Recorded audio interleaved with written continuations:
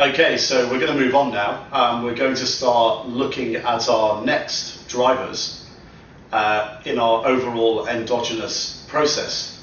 We're going to start looking at a very topical situation, very topical in the sense that over the last 5 to 7 years, central authorities, which we'll be looking at now, so specifically central banks and governments, have been very, very involved in the financial markets. Now, when we start looking at this, we have to remember and we have to bear in mind that right now we're looking at the United States from an endogenous perspective. So we're not comparing the United States central authorities' action relative to another countries or currencies.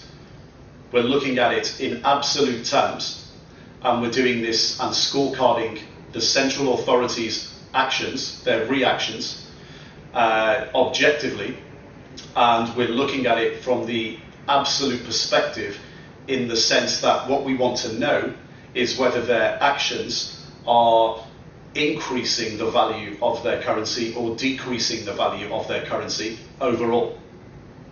Later, when we get to exogenous analysis, we're going to be looking at these, the value of a currency relative to another currency and whether that's decreasing or increasing.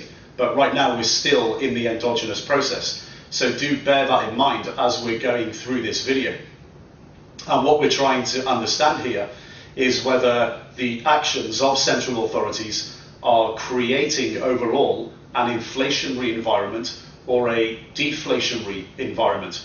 And this is how we build out our scorecards, because we want to get a sense of overall what is happening to the US dollar. In terms of our driver, is it driving inflation overall or is it driving deflation overall? And we're not comparing to another country. And bear in mind as well that when we went through foundation earlier on in the video series, we did touch on a few points, and that was to introduce you to how central authorities and how money flows, how they behave and how money flows in and out of the economy.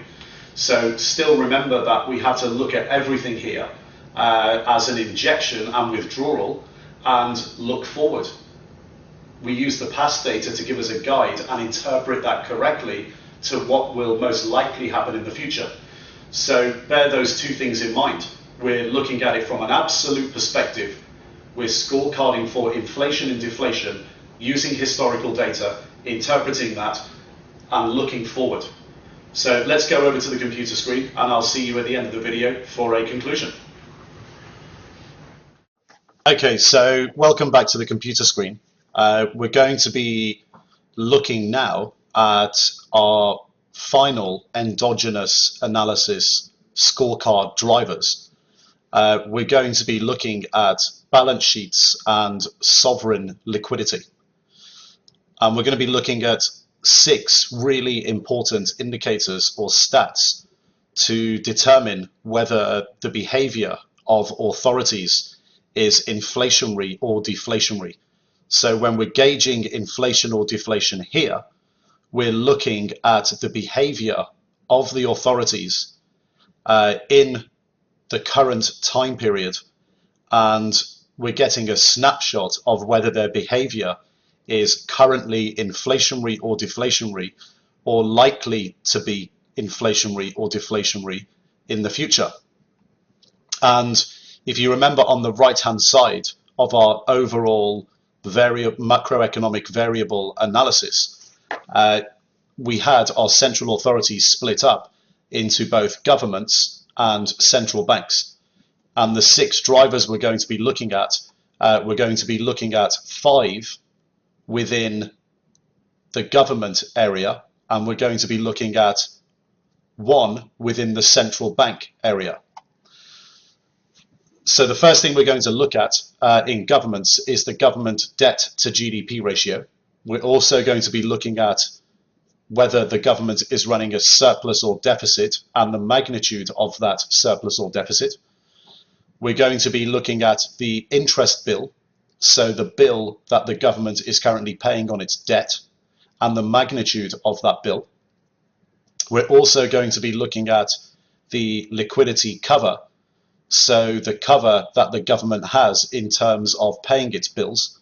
So that's basically litmus testing the probability of default or not through the liquidity cover. So what does the government have in order to pay its obligations? And we're also going to be looking at benchmark sovereign rates. So we're going to be looking at the actual interest rates on government bonds. With central banks, we're going to be looking at specifically the central bank's balance sheet.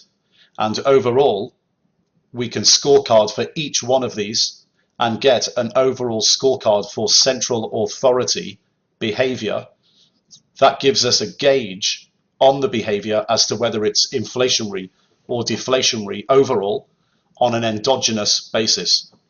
Now, these scorecards can be applied to any country or economic common currency area as long as you can get the data. So it's exactly like our previous statistics when we're looking at surveys, money supply, inflation, employment, etc. The theory is all the same. If you can apply it here, you can apply it elsewhere, as long as you can get the data. And we'll be going over to our spreadsheet, endogenous driver analysis soon, to have a look at the actual data, where we get it from and how we analyze it. So all the data is available there. First of all, let's just remind ourselves where we've come from and where we've got to. We're now looking at injections and withdrawals from the reactionary side. So far, we've been gauging inflation and deflation from our leading indicators and through our coincident indicators. And therefore, as we're gauging inflation, deflation from here, we're looking to predict what central authorities are going to do. Now what we're looking at is both fiscal and monetary policy as it stands at this moment in time, to get a snapshot of what they're actually doing. And that will help us gauge inflation, deflation at the current time and moving forward as well. And don't forget, central banks and governments are committed to affecting the coincident drivers here through injections and withdrawals, and the leading drivers predict what the central bank and government's reaction is most likely to be. And coincident drivers lag policy commitment from central banks and governments and the leading drivers. So we have prediction coming in from this side, from our leading indicators. We have reaction to both leading indicators and coincident indicators coming from the right-hand side in the form of injections and withdrawals from the central bank and the government.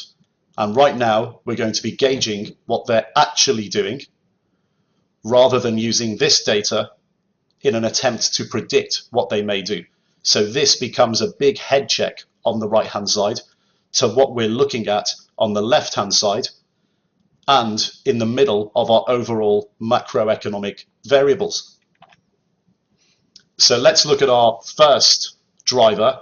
We're going to be looking at, first of all, the US government, and we're going to be looking at the debt to GDP ratio.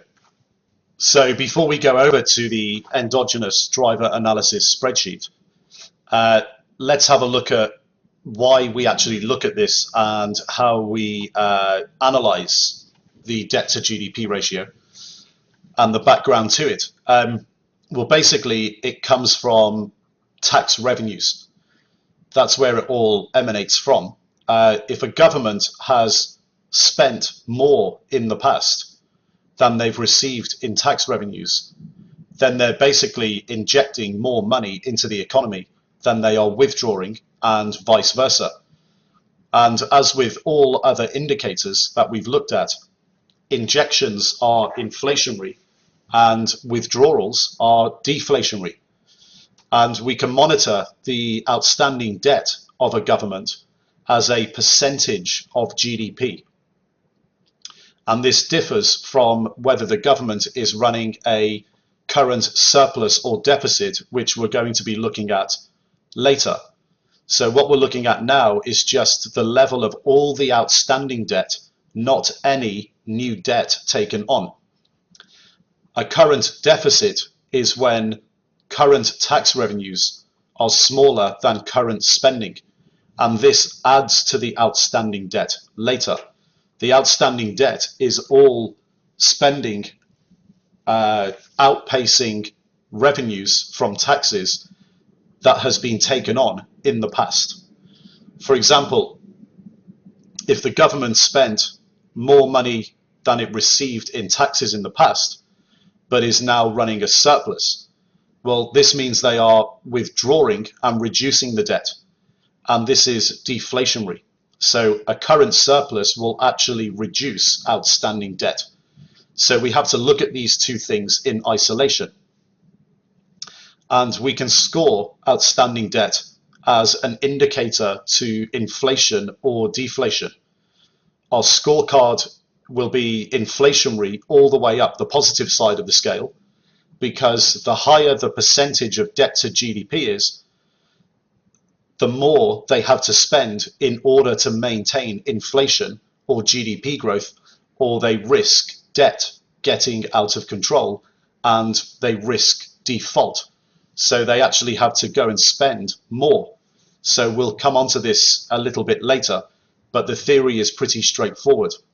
The more outstanding debt you have as a government, the more that debt in the past has contributed to inflation and GDP as the overall, as a percentage to the overall economy.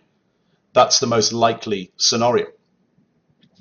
Therefore, if you're running a very, very high level of outstanding debt as a government, to maintain inflation where it's been in the past, you actually have to spend just as much, if not more, in order to maintain inflation and GDP growth at previous levels. So we're going to go over to the spreadsheet now and have a look at where we get this data from and how we start to build our analysis of government debt and the debt to GDP ratio.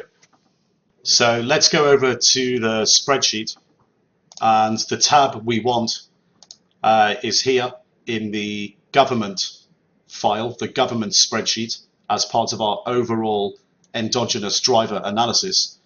If we go over to the sources area, the row that you want is row 25, and you can see all of our central authority drivers here.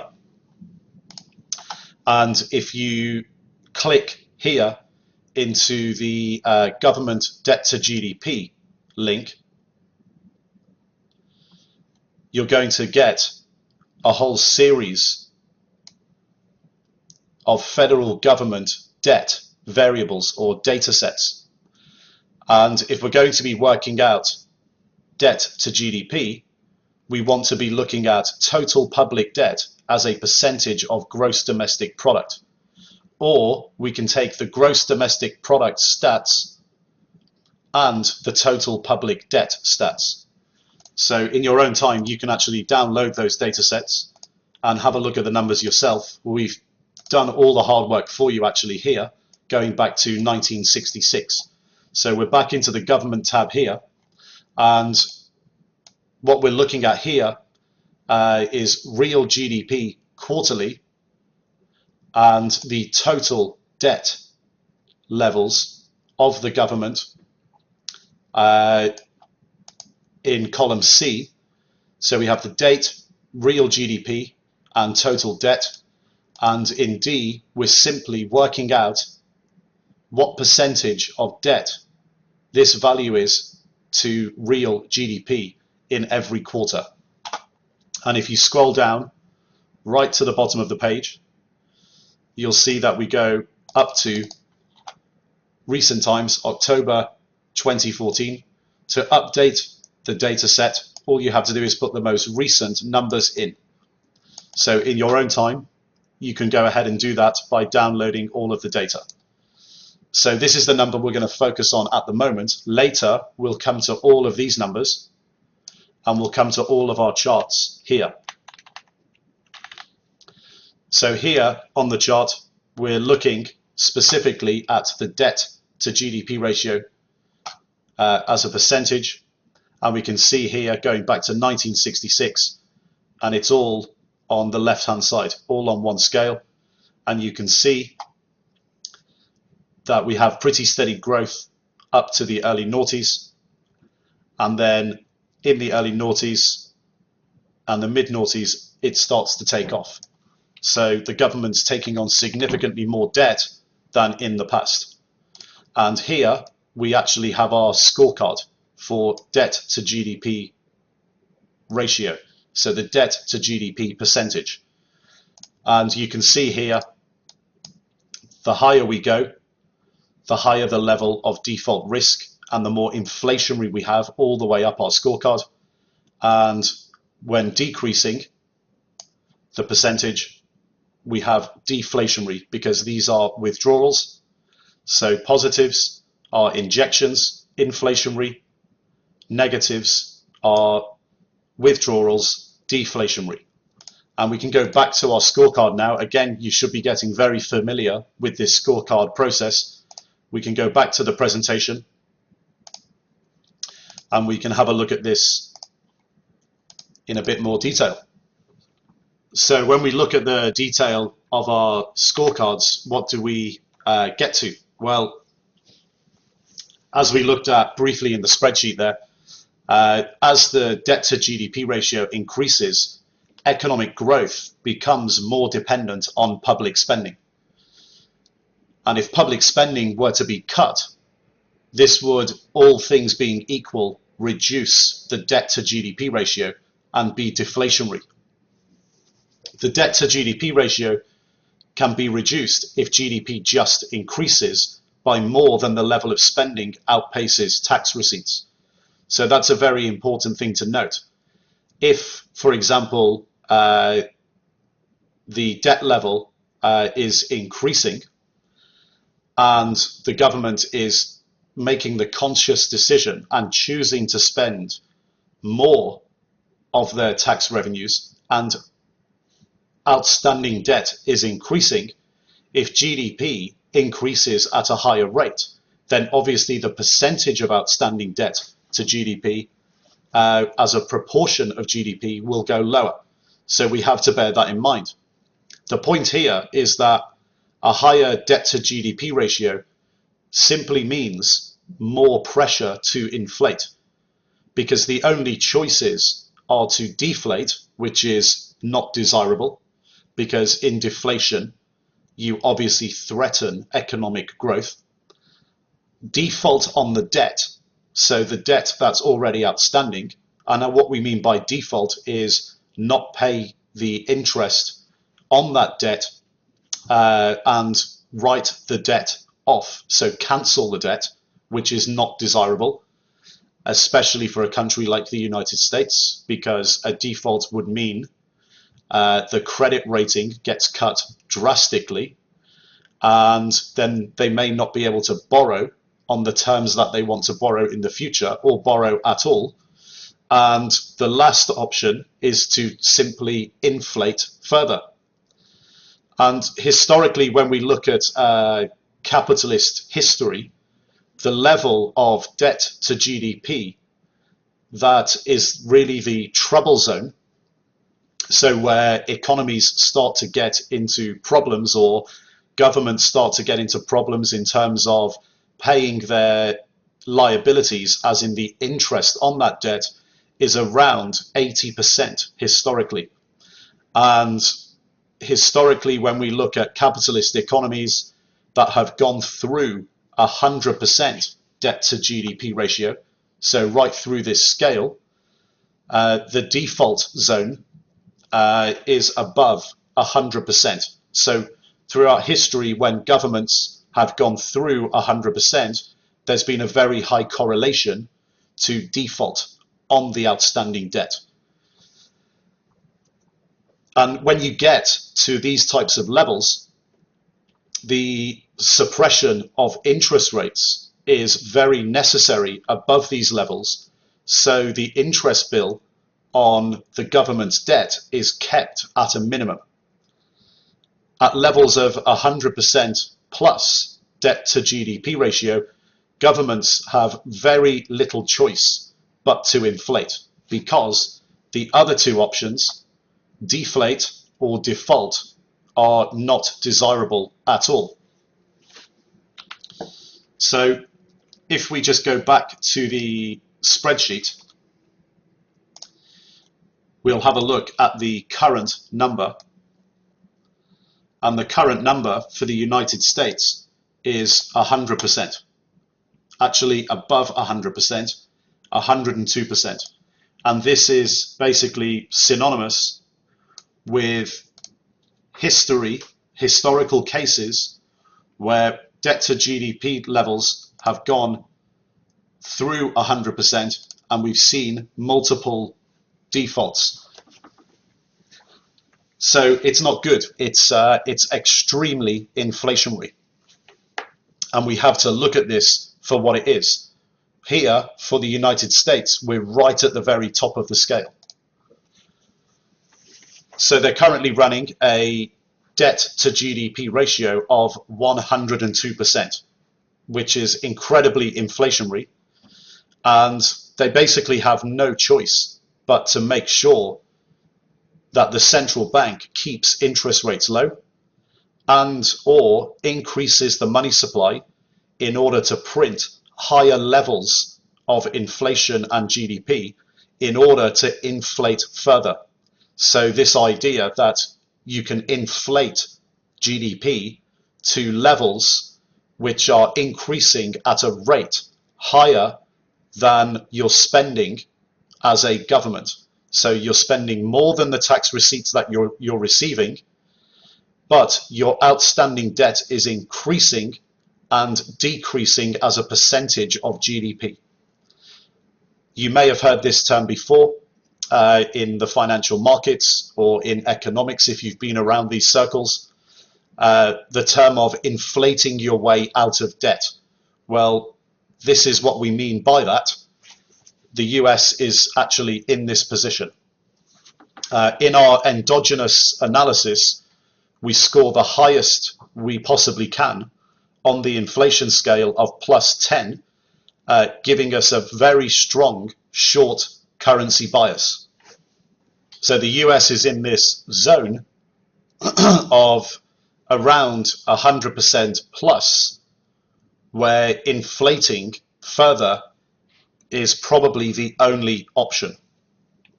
So this is inflationary for our scorecards. It's inflationary in the extreme, but unlike our other scorecards, we continue to assign a short bias high score because higher levels of debt to GDP require further inflation, because the other two options are just not even an option.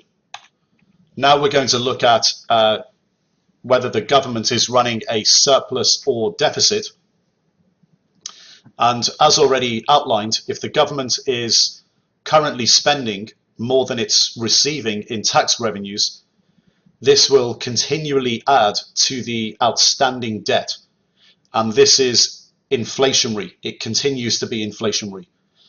Taken together, if the debt to GDP ratio continues to rise and deficit spending continues, the more the government must continue to inflate or risk deflation and or default. So this becomes, again, a self-fulfilling prophecy. And we'll go over to our spreadsheet in a second to have a look at this data, but this is what we have in the United States right now and in recent history. So we're looking back to 1966 here up to present day. And right now, the US is currently running a deficit of minus 2.74% as a percentage of GDP. So what we're doing is taking the deficit number, the surplus or deficit number, and we're working that out as a percentage of GDP. What you can see is that the deficit as a percentage of GDP has actually been recently reducing and is moving in what we would consider to be the right direction. However, do not confuse this with deflationary intentions. It is still actually inflationary if you're spending more as a government than you're receiving in tax revenues. It's just less inflationary than before. Now let's go over to the spreadsheet and have a look at these numbers. If we look at the United States surplus or deficit chart over here, one very easy shortcut is to just go in, select data, and we can see what cells it's referencing. And the column that we're referencing here, with all the percentage data in the cells from 1966 to present day, is column H. And column H is surplus or deficit as a percentage value. So if we just come out of here and we look at how this is worked out, in column H, this percentage number is referencing cells G5 and B5. So B5, we know from earlier, is our GDP number, our real GDP number, but G5 is our surplus or deficit number. And this, when we work it out backwards, is column E minus F. So it's the receipts of the government, tax receipts, minus the outlays, receipts minus outlays. So it's pretty straightforward how we work this out, and then we chart it here going back to 1966. And we can see for most of the time, the US government is actually running a deficit. It got very large as a percentage of GDP around 2010, 2011, and it started to come back to more long-term normal levels. But as we know, it's still inflationary, and the outstanding debt has been continually increasing, and that's above 100% debt to GDP. Now, where do we get these numbers from? Well, if we go to the sources section, we click on here, we go back to the St. Louis Fed federal government debt series, and we look for our surplus or deficit statistics. We download these and we work this out as a percentage of GDP. So again, in your own time, you can go to that and work this out, work out where the data is coming from. If we go back to the presentation, we can further understand what's going on here and look to scorecard the situation. Now, it's pretty obvious that the federal government is still spending more than they receive in tax receipts and increasing the outstanding debt and the debt to GDP ratio, stabilizing at around 100%. So we do still have inflationary conditions as evidenced by the deficit, but the deficit as a percentage of GDP is reducing, and therefore outstanding debt is in its growth is slowing down. So it's stabilizing around 100.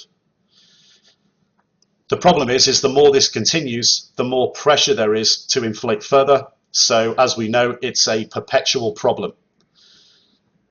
On our scorecard, the deficit score we assign with the minus 2.7% is around a score of 3. So if we take this alone, this is mildly inflationary.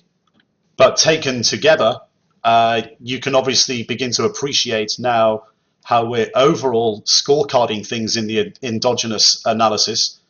Because if you look at outstanding debt and assign a scale of -10 to +10, and you take surplus and deficit and assign a scale of -10 to +10, the overall score, the scale, can come in at -20 to +20, and taken together, we're adding 10 plus 3.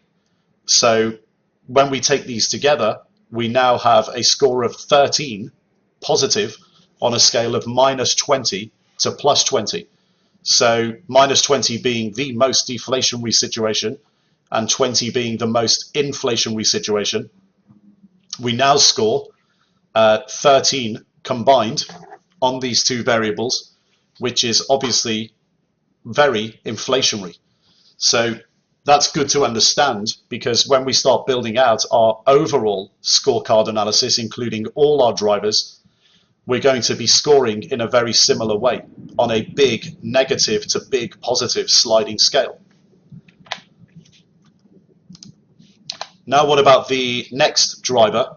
The next driver we're going to look at is the interest bill. So why do we look at the interest bill? Well, the way to analyze a country's or economic zone's debt is also to look at the cost of the debt.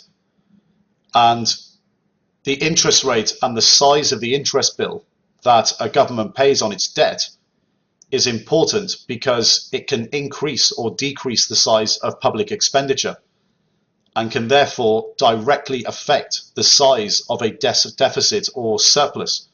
So what we do is we measure the size of the interest bill as a percentage of GDP.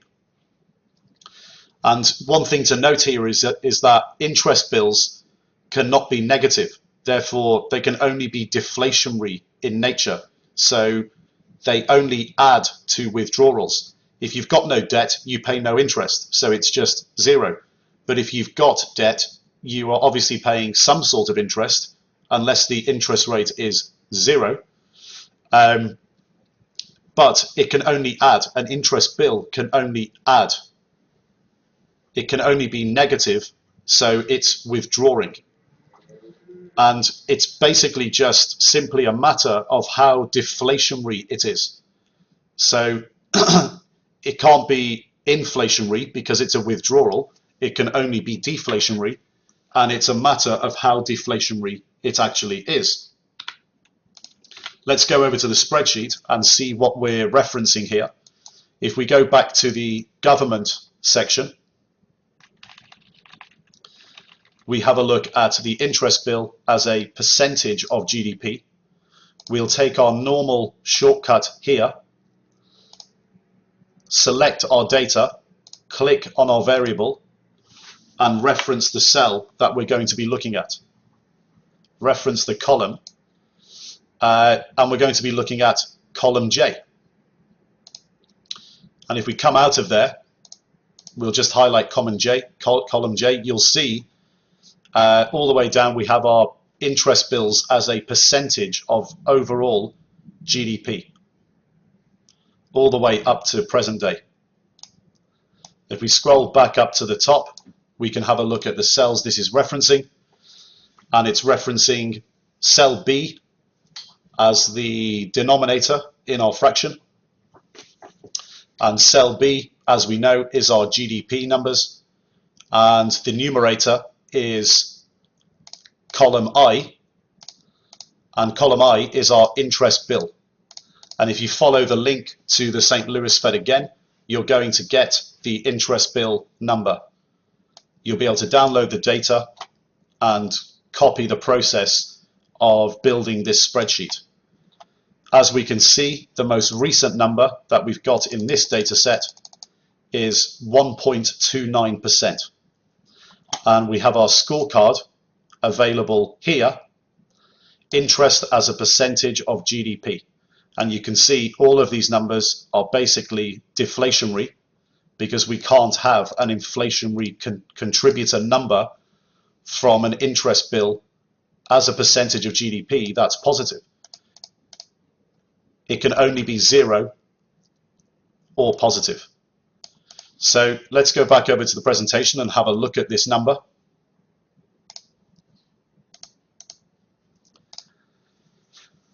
So the maximum score that we're going to be able to assign here in our scorecard for our interest bill is 0. If a country has no debt, they've got no interest bill, and we'll score 0 on this measure.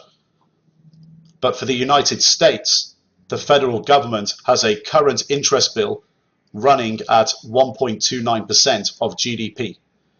And the conclusion here is that this is manageable only because interest rates are so low. All things being equal, if GDP stayed the same, and if interest rates doubled from current levels, this would be incredibly deflationary. So we'd be going up to this point here, so around 2.5%, and it would receive a maximum deflationary score. Because we're on 1.29%, we're going to be scoring around a -4, -6. So right now, we score the United States a -5 on the interest bill, so mildly deflationary. One thing to note is that the interest bill as a percentage of GDP has been coming down overall since the early 90s, with a brief increase in the noughties. So in the early to mid noughties, and it's been coming down.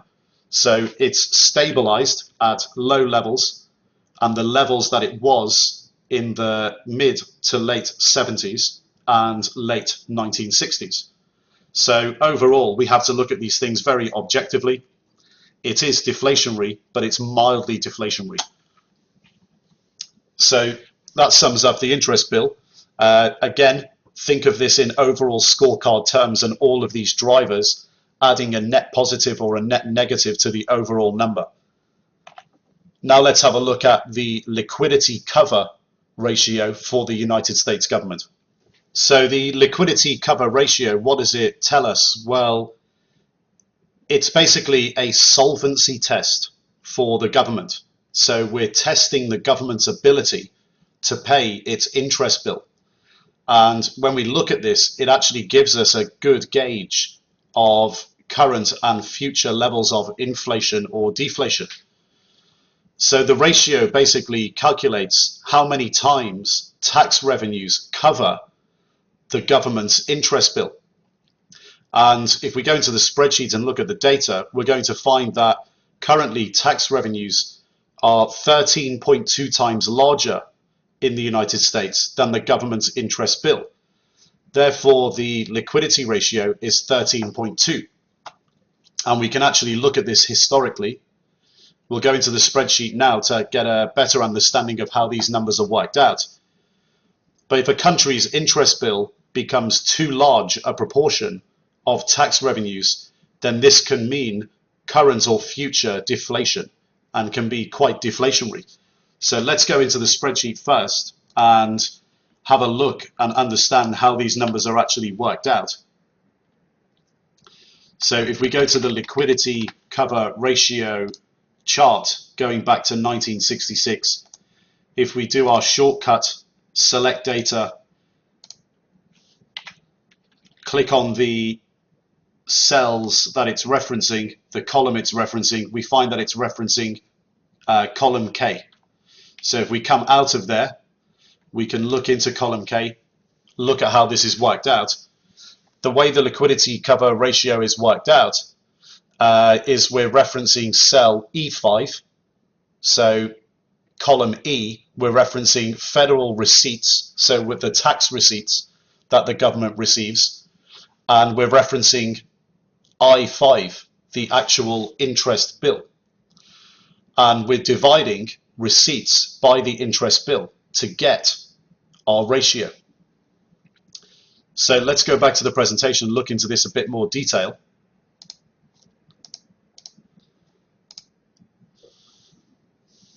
If you want to understand this in a bit better detail, let's think of the extreme cases so we can understand the dynamics better. Imagine a situation if tax revenues only covered the interest bill by a factor of 1. So whatever the government received in their coffers, so whatever they received in tax revenues, went straight back out again on servicing all outstanding debt. So all the revenues that they received went out to pay the interest bill on the outstanding debt. So what we're looking at here is a situation where the number of tax revenues is equal to the number of the interest bill to service outstanding debt, which gives the number 1, the ratio 1. That basically means that there's no public spending. What would happen in that situation? Well, if you've got a large public sector, basically you can't pay them.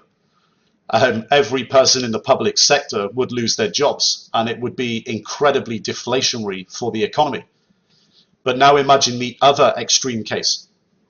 Imagine if the interest bill as a proportion of tax receipts was so small that it just didn't matter. So tax revenues, for example, were greater than interest payments by, say, a factor of 100. Well, what that does is actually provide more room in the future for large amounts of public spending. So this can be incredibly inflationary. And if you look at the liquidity cover ratio going back for the United States throughout history, historically the US has had an interest score of around a range from 6 times to 15 times cover against their interest bill. So we can basically look at this and say throughout history that 6 times cover is mildly deflationary, whereas 15 times cover is very inflationary. At only 6 times cover, it means 100 divided by 6.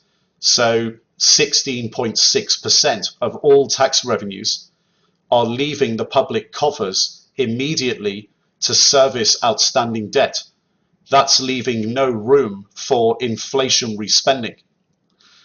At 15 times cover, the government has plenty of room to inflate by spending. And if we look at this in terms of building our scorecards, 15 on the scale would give us historically a very inflationary number because it provides a lot of room for future injections. And a 0 or 1 provides a very, very deflationary situation because everything that's coming in is going straight back out.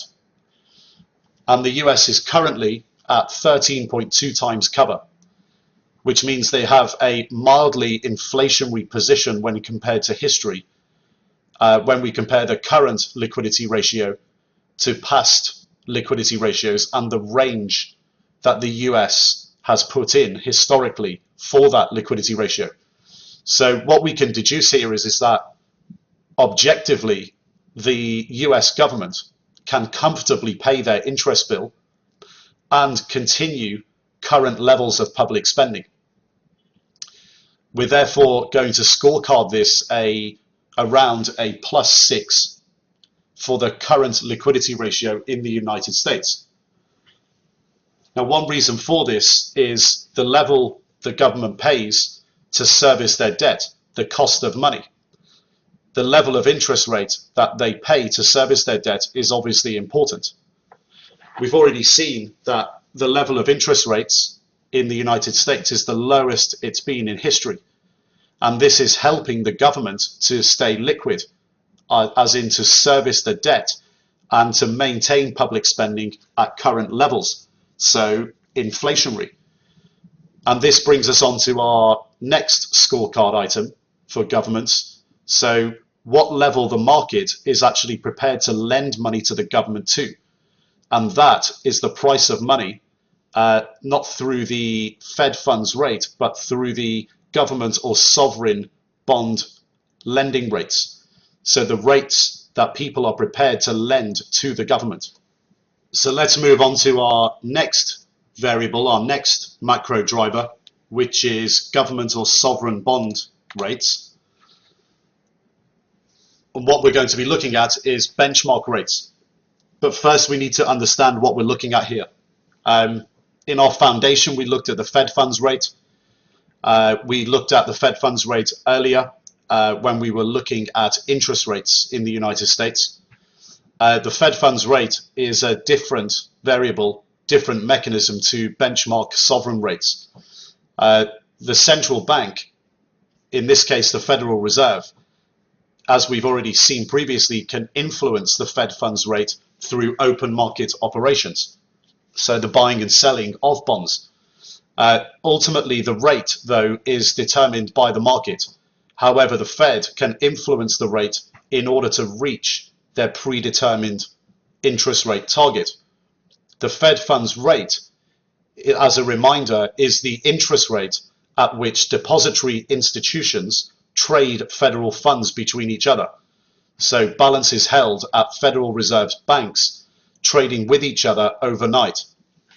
And this differs from the rate at which the market is prepared to lend money to the government at. Now, when governments are running deficits, they need to borrow money in order to plug the shortfall between tax receipts and public spending. And the government, to do this, will issue bonds, and the private sector lends money to the government. The rate at which the market is willing to lend money to the government is an indication of sovereign risk, i.e., the private sector gauging the likelihood of ever being paid back. So very low rates mean low risk, and high rates mean high risk. And investors want a higher return on their investment to reflect higher risk. So it's a pretty straightforward theory and understanding and mechanism. And we can look at this in a bit more detail to understand the mechanism and theory behind this. The interest rate of a bond is inversely proportional to the price of a bond.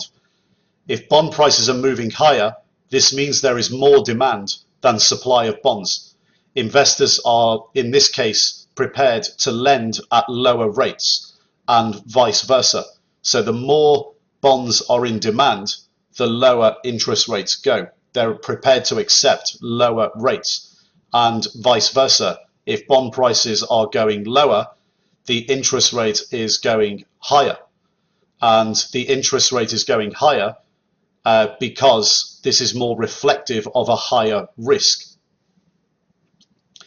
And the Fed funds rate and the price the government pays to borrow money, although it's a different mechanism, they are intimately linked, not because the Fed sets the level directly at which the government borrows, but because of the opportunity cost of the price of money.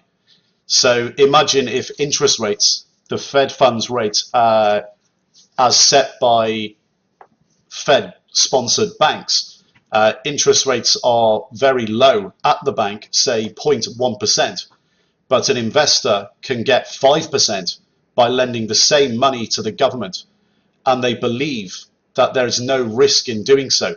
So they go out and buy government bonds. Well, if everybody's thinking the same, the price of bonds will rise and the level of interest paid on those bonds by the government will clear at a lower rate, at a market clearing equilibrium rate. So although the Fed funds rate is separate to the interest rate on government bonds, they are intimately linked through the mechanism of the opportunity cost or price of money. So whether we like it or not, the two are intimately linked. Let's look into this further. The benchmark bond in the United States, so the most traded or most liquid government security, is the US 10-year Treasury note. And the current rate of interest, as you'll see in the spreadsheet when you download the data, the current rate of interest for the 10-year Treasury bond is 2.14% at the time of making the video course, meaning the market is basically prepared to lend money to the government at an annual rate of just above 2%, so 2.14%. And we can see by looking at the chart that this is close to recent historical lows. And you can see from our earlier analysis of the Fed funds rate, when looking at it in this context versus the 10-year Treasury rate, that both have been coming down aggressively since the late 1970s, early 1980s. And that's because constant federal deficits, so constant government deficits, large increases in outstanding debt and a high debt to GDP ratio require lower and lower rates of interest to maintain inflationary conditions for continued growth. So the government can basically be allowed to continue to run deficits. So low interest rates are actually required. We can see that now by looking at this in the overall context of our analysis. If we're looking at the current stats in isolation and looking at it very objectively, interest rates are at or near historical lows, and the score that we're probably going to be assigning here is a pretty inflationary score. All things being equal, if the 10-year benchmark rate goes higher, this is deflationary, as it creates a higher interest bill on the outstanding debt, and deflationary withdrawal pressures. So the interest bill that the government is paying goes higher and withdrawals increase. So this is deflationary. If the 10-year benchmark rate goes lower, this creates a lower interest bill on outstanding debt and is inflationary because it allows more room for inflationary spending, so injections. We're going to therefore scorecard the benchmark rate of any country by assigning higher and higher inflationary scores to lower and lower rates.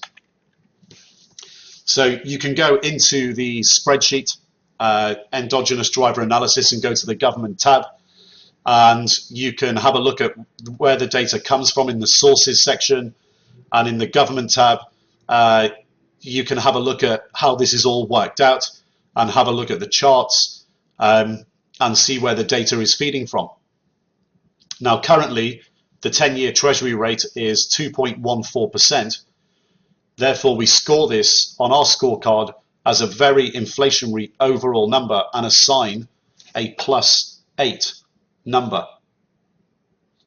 So 2.14%, we're looking here, and as rates go higher, it gets more and more deflationary because the interest bill is increasing, and as we go lower on the 10-year treasury, we're decreasing the interest bill.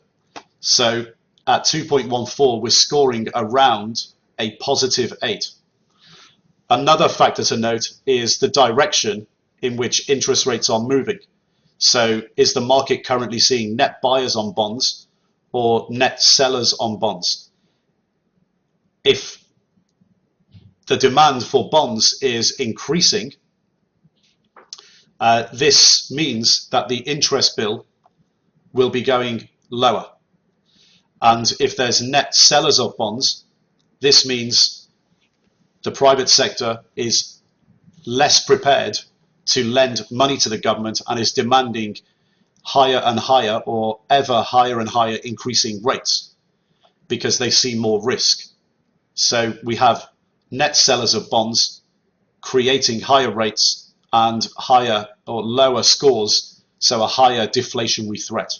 So higher deflationary threat as driven by an increase in interest bill, and lower deflationary threat or inflation driven by a lower interest bill, a decreasing interest bill. So we have to look at this objectively again. And if you think of this in the wider context of what's been happening in the United States, obviously, again, the Fed funds rate and the targets set by the Fed on the Fed funds rate can have an effect on the price the government can borrow money at, so the treasury rate. And if the Fed are very active in the market suppressing the rate, then the government obviously benefits from this.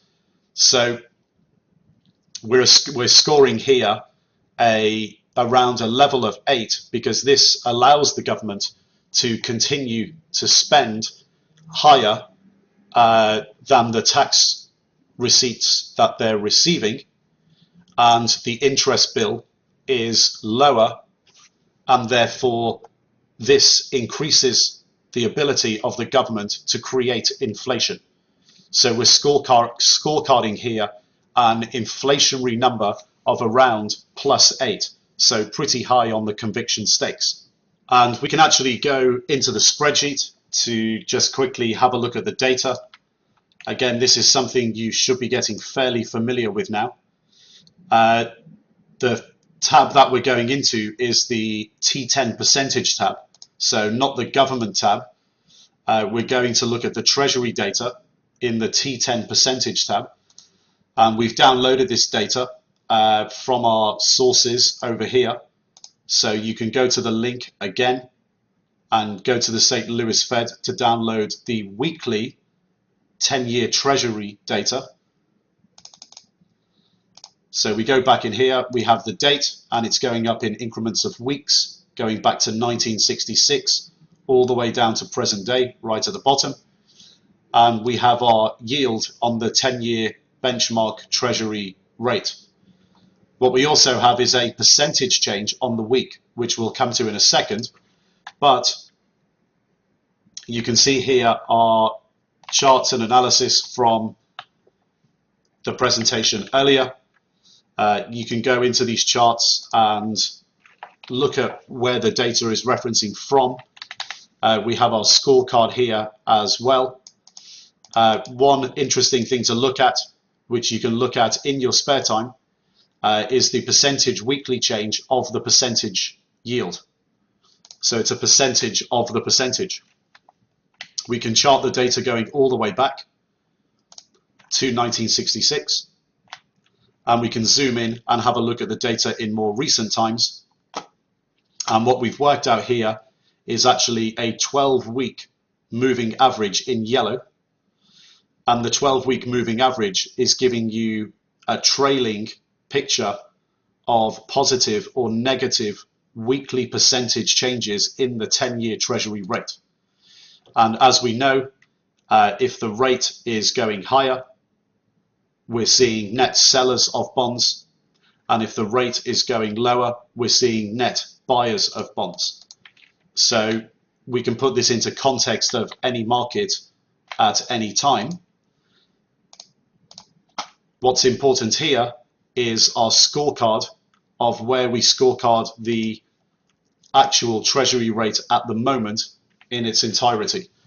So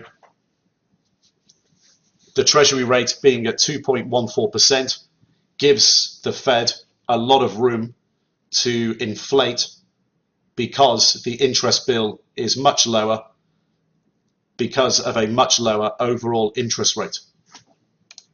So we scorecard very highly there in the inflation stakes with high conviction. Now we're going to move away from governments and onto the Federal Reserve. We're going to look at the central bank balance sheet.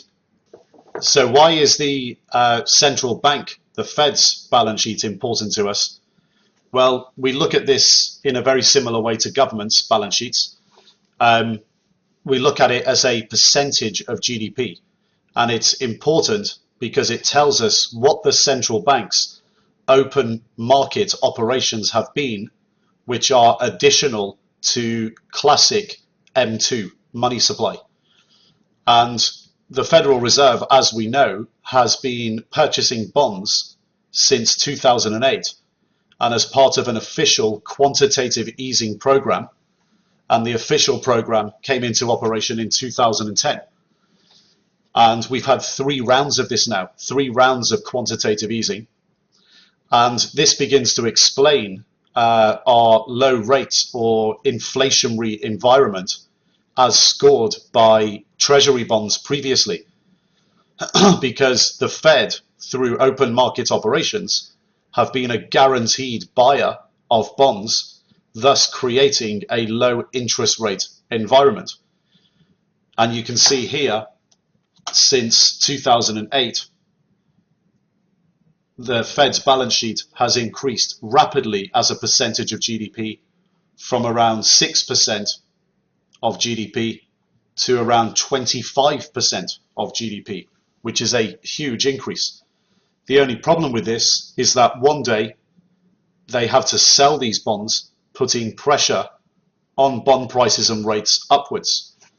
Let's go over to the spreadsheet and have a look at what we mean.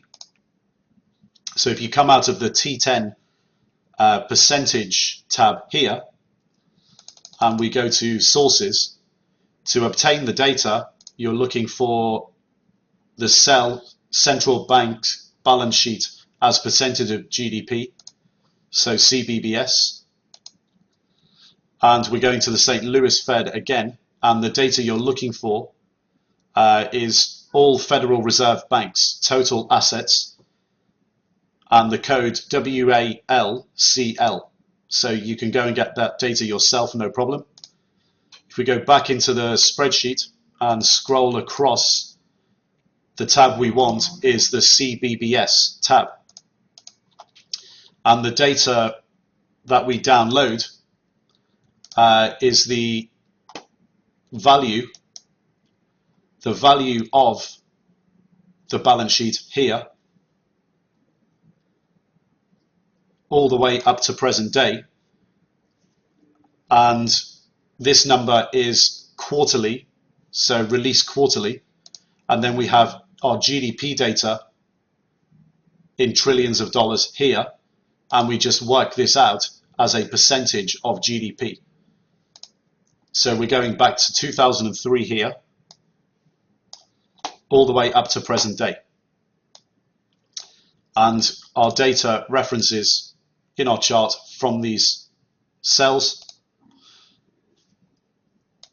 So we're referencing the percentage column here, so the central bank balance sheet as a percentage of GDP, and on the bottom axis, the date. And as you can see, there's been a big increase since 2008, since the financial crisis, and that's due to the Fed's quantitative easing programs. If we go back to the presentation, we can see and understand how the scorecard has been built. So basically, by being the main purchaser of bonds, the central bank is essentially lending money to the government to finance its deficit and past borrowing. So deficit plus paying the interest on outstanding debt. So we therefore have to treat the scorecard in the same way as we did when we looked at government debt to GDP ratio. So it's basically the same thing. The debt is just being transferred. The point is here that a higher debt to GDP ratio just means more pressure to inflate further, regardless of whether the debt is accounted for as a liability on the Fed's balance sheet or as an asset on the Fed's balance sheet. It doesn't matter what they call it. The only choices are, like when we looked at government debt earlier, the only choices are to deflate, not desirable, or write off or allow the government to default on debt, which is obviously not desirable, or inflate further.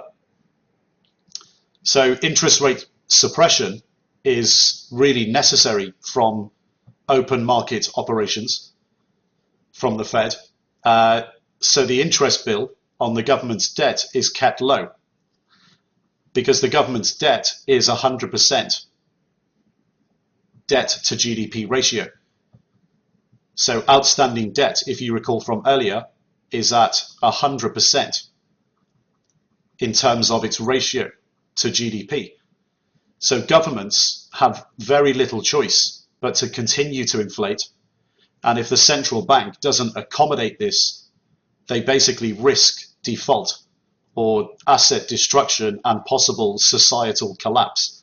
So now you can see how important this is and why quantitative easing has been so important to the US government, because it's kept interest rates low and debt has shifted across from the government to the central bank.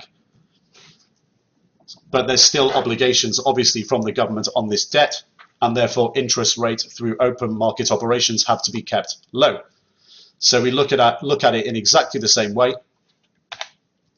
And the Federal Reserve's balance sheet is currently 25% of GDP, and therefore receives a 3 on our scorecard, so mildly inflationary. Again, we have to look at this objectively. 25% debt to GDP on the Federal Reserve's balance sheet is obviously very historically high, but it has much more room, if it wants to inflate further, and the pressure is increasing to inflate further all the time, because this becomes a self-perpetuating situation. So that just about wraps it up in terms of balance sheets and sovereign liquidity. Let's go over to the desk for a quick recap. Okay, so welcome back to the desk. We looked at central authorities there, and we looked at both fiscal and monetary levers. And we put, first of all, where this fits into the whole context of the way we're looking overall at all of the different drivers across the economic variable spectrum. And if you recall, we have on the left-hand side our leaders, our leading indicators. In the middle, we have our coincident indicators. And on the right-hand side, we have our central authorities. So that's what we're focusing on here. We're focusing on the central authorities reacting to both leading and coincident indicators, knowing full well as professional traders that central banks and governments are committed to affecting coincident indicators, both economically and politically. So putting that all into context and always keeping this in the back of our minds, we looked at overall 6 drivers, 5 in government and 1 for central banks. So for governments, we looked at debt to GDP ratios, the surplus or deficit, the interest bill they're paying on their debt, the liquidity cover ratio, and sovereign rates. And in central banks, we looked at the central bank's balance sheet, so the Fed's balance sheet versus GDP as a percentage of GDP. And when we got to the end, what you should have started to realize was that when you take all of these things together that are on the right-hand side of our overall economic variable analysis, what's on the right-hand side reacting to what's in the middle and on the left-hand side, so the coincident indicators and the leading indicators, is actually, when you take it all together, very inflationary. And one of the big lessons that we learned there was that the more central authorities actually get involved in terms of creating inflation through pulling the economic levers, the more this becomes a self-perpetuating situation. So the more inflation becomes responsible from the pulling of economic levers, the more they actually have to pull them. So we reflected this in our scorecards. And when we started to build out our scorecards, we had to do this as part of our overall systematic process within our endogenous analysis. And we do this very systematically so we can look at it very objectively and look at it very rationally, so we can actually draw objective and rational conclusions. And overall, the behaviors and the reactions in the last 5 to 7 years from the central authorities in the United States is incredibly inflationary. And also on top of that, the levers that they've pulled and the way in which they've been pulled have created a situation now where basically they have to do it or continue to do it or risk significant deflation. And this is obviously something they don't want. So we're looking at a situation here where a lot of the inflation, jobs, and economic indicators that we've looked at in the past have been affected greatly by monetary policy. And that shouldn't come as a great surprise, but we have to look at this objectively and formally. So in a systematic process. So when we do this, we do it in an endogenous sense, because what we want to know is that on an absolute basis, so not depending on any outside factors, on an absolute basis, is the United States, the US dollar's currency, losing or gaining its purchasing power in absolute terms? And the reaction of the Federal Reserve and the government over the last 5 to 7 years has given us a very strong signal that the US dollar has lost its purchasing power in the past. And moving forward, when we're looking very objectively in our systematic process, we know and realize that because of past actions, that it's actually a higher probability that they're going to have to do this, possibly again. Because a lot of the economic numbers that we've looked at up to this point are actually affected and becoming dependent and more dependent on central authority action, which means they need to do it more. So it's basically telling us that in the past, objectively, the United States has lost its absolute purchasing power, the US dollar, and it's more than likely that it's going to lose it further. That's on an absolute basis.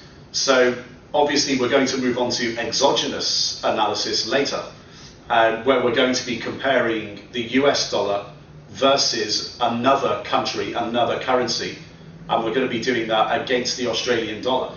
But what we need first is this endogenous analysis always to get the backdrop as to what's going on, and that will make us more informed in our decision-making process later when we're comparing to other countries. So what we're going to do now, we're going to move on to a recap, and we're going to do two things in our recap.